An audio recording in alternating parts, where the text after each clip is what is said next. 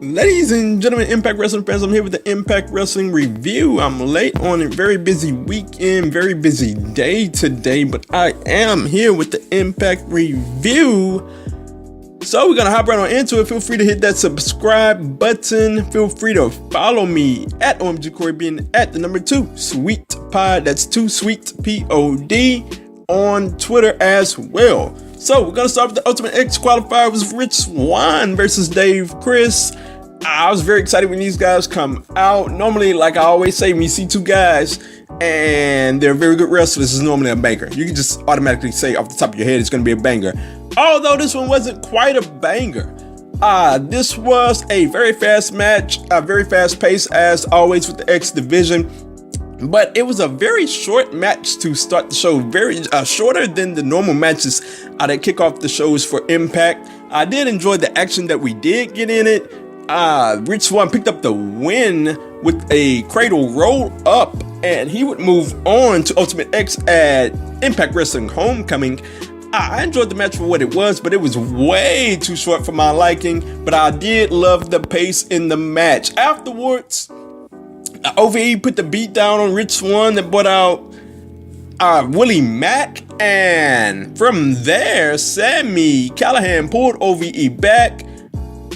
Rich Swann pulled Willie Mack back as well, so that was kind of strange. Afterwards, Moose was interviewed. He talked about Eddie Edwards, and he talked about Brian Cage, the main event, and how machines die but legends live forever. As for Willie Mack and Rich Swann said that he didn't want to go down the road with Sami Callihan. He's been there and he doesn't want to go down that road again. Interesting. We are not done here, not by a long shot. So after that, Josh Matthews was in the ring and he was out there for Tessa Blanchard, the Walking Mean Streak, the current Knockouts champion, and Taya Valkyrie. I had a brain freeze right there, but they got into the ring with Josh Matthews, and normally I like my heels to have the role of, look, Josh, get out of the ring, I got this. I like it when the heels do that to the announcer. Get out the way, we got this. Normally, that's what I like, but Josh Matthews, he was decent enough here. But he talked to Taya about the rivalry in the upcoming match.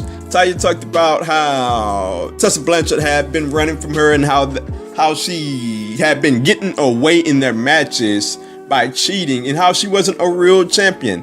Tessa came back to her and said, how would she know? She isn't a champion. The only way she does know is by watching her husband, and he isn't even good at that at all. And the crowd really the crowd was into this one. They got into it. That's when Josh Matthews announced that Gail Kim would be the special guest referee due to Tessa slipping out of all of her matches. Tessa did not like it whatsoever, but I gotta tell you that at first I've had an opinion for quite a while that something funny would happen in this match, something extra would happen in this match. I didn't like that. It would be something with it, an extra finish with something extra happening. But with Gail Kim being the referee, I don't think anything extra is going to happen. I think she's going to call it down the middle. She's going to be the special enforcer. And I got to tell you, I've also had this opinion for months. They are writing the story that Taya Valkyrie will overcome the odds against Tessa Blanchard. That's the story that they are telling here. We'll see how it turns out. I don't want the title to come off of Tessa Blanchard, but we'll see how it all turns out going forward. After that, we had another Ultimate X qualifier, Trey Miguel of the Rascals versus Trevor Lee. I gotta say, the Rascals are growing on me weekly, like by the hour. These guys are growing on me left, right. I feel like I say this every week, but you guys know how I feel about Desmond Xavier. I love the guy. I think the guy's a future Impact World Champion if they go down a route of having him get in the heavyweight division at some point in his Impact Wrestling career. But I like the Rascals as well. I like the other two as well. I like Trey Miguel as well. And these guys can wrestle. And like I very much enjoy them. They are very much the new age wrestlers. Trey Miguel and Zachary Wentz, that is. The guys that can fly around, those smaller guys that can fly around and wrestle at high pace. And this was another high pace match. Him and obviously Trevor Lee. I wish they would do something more with Trevor Lee. I think he's more than what he is, more than what they are using him for. He's been doing pretty much nothing lately, but I wish they would use him more. But Trevor Lee versus Trey Miguel, this was another one that got more time than the opening match got, but didn't go for very long. I enjoyed the fact that Trey Miguel got in a lot of offense. He hit the Rana into a cradle, and that got the win.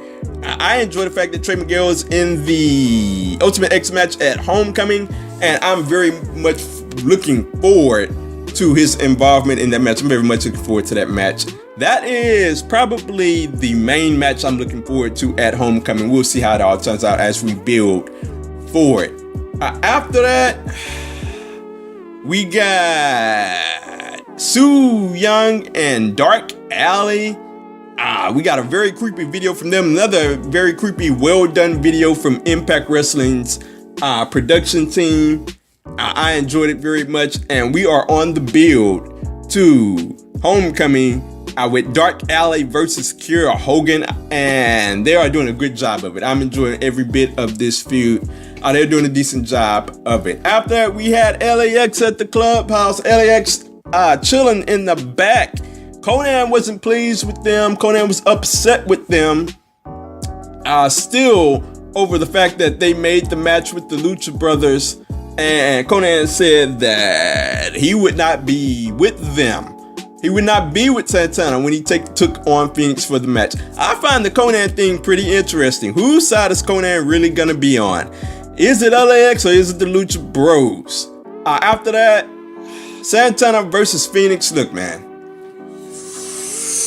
a late write-in for match of the year, TV match of the year at least. This was it's at least in the top nominations.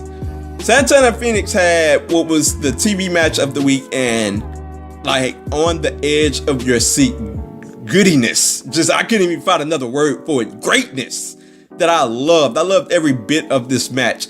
The back-to-back reverse Hurricane Ranas were ridiculous. It was just spot after spot. We were like, man, they cannot top that, but they go on to continue to top it. Phoenix is just a magician in that ring. He just does things. He's just in that category of wrestlers that can do things that the majority of other wrestlers just cannot think of, just cannot do. And this was a fabulous match that I enjoyed, and I'm pretty sure everybody enjoyed. I know that crowd enjoyed it because they was very highly invested into it. Phoenix would go on to pick up the victory, and this was a fantastic build as we head into Homecoming. And we'll see what goes on with Phoenix. You know, he had that injury. We'll see how they rectify that situation. But this was a very great match. I enjoyed every bit of it. Afterwards, Killer Kross was interviewed, and he talked about Johnny Impact, and Johnny Impact got in his face. He said that Killer Kross was just trying to manipulate him, and he wanted nothing to do with him. He's been saying that. Then Killer Kross got on him about being a bad husband, and then that's when Johnny went off, and Killer Kross started smiling, and he says, that's the guy that can beat Johnny Cage. Now this is another match where I look at it and I'm like, oh man, I'm worried that something's gonna happen, something's gonna go down in this match. At this point, I'm assuming that something is gonna go down. Something actually is gonna go down in this match, and I hope it doesn't affect the overall result. I just, really hope that Johnny Impact and Brian Cage comes down to one-on-one, and I really don't hope that whatever extra happens affects the result here. But after that, we had Kiera backstage. She talked about how she thought that Allie wouldn't hurt her, but she talked about how she just had to accept that Allie was gone, and she said it's time to fight now. And I loved every bit of that. To be honest, I wish they would have done this like in a segment to where Kiera was begging Allie, but once she realized that Allie wasn't having any of it, I wish they would have just had Kiera snap and beat her down. That would have been great in itself. But I did like this interview, this quick promo in itself backstage. After that, we had Raven at Shady Acres, and as soon as they got to Shady Acres, I'm like, ah, man, here we go. Another Eddie Edwards, Raven back and forth. No, Eddie Edwards again at Shady Acres, excuse me. And then Eli Drake comes in out of nowhere. I'm like, whoa, look at that. So we had Eli Drake call back to Tommy Dreamer in Raven's past. He talked to Raven as well about how he was the start of a generation of people who thought they were wrestlers. And this was I gotta say, I enjoyed this segment.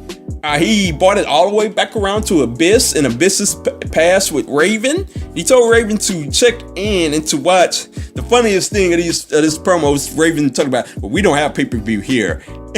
Eli Drake said, well, get the app. I thought that was hilarious. But I enjoyed this promo. It built to Abyss's match, and Raven was of good use in this promo. I enjoyed it very much. So after that, we had Jordynne Grace versus Ruby Raze, and I gotta say that last week I said that I wanted to see what Ruby Raze was all about, and I wasn't the biggest fan of this match.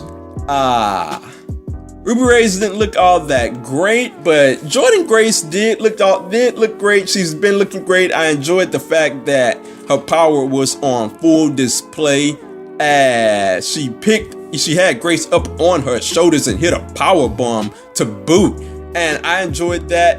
And she hit the Vader splash on Ruby Raze and Katarina for the victory.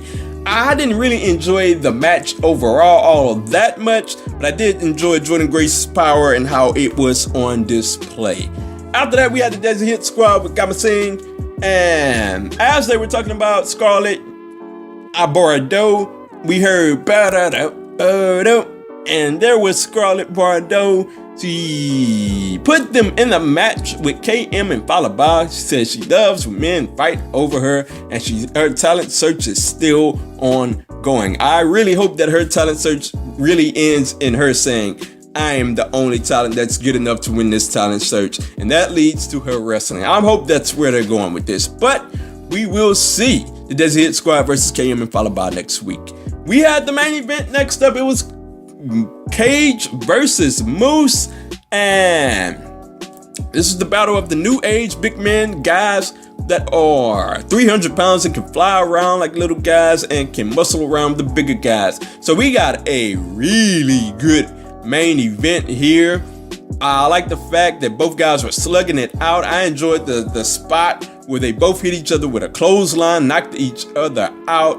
And I even enjoyed, I like the spot where Moose hand chopped the ring posts as Cage moved out of the way. That was a good effect there. I loved it. And I enjoyed the match overall. These two put on a great show.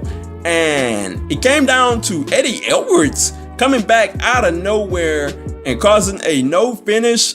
This protected Moose. This protected Eddie Edwards as well. And it continued the build to Eddie Edwards versus Moose, which will most likely come at Homecoming.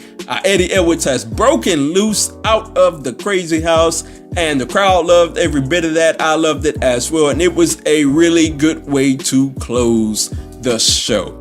So that is it for my review. Overall, this was a phenomenal show of Impact. Overall, there was misses here and there, but overall, for the most part, I really enjoyed this show, and it was a phenomenal show that I really enjoyed, and it was enjoyable. I cannot wait to see Homecoming.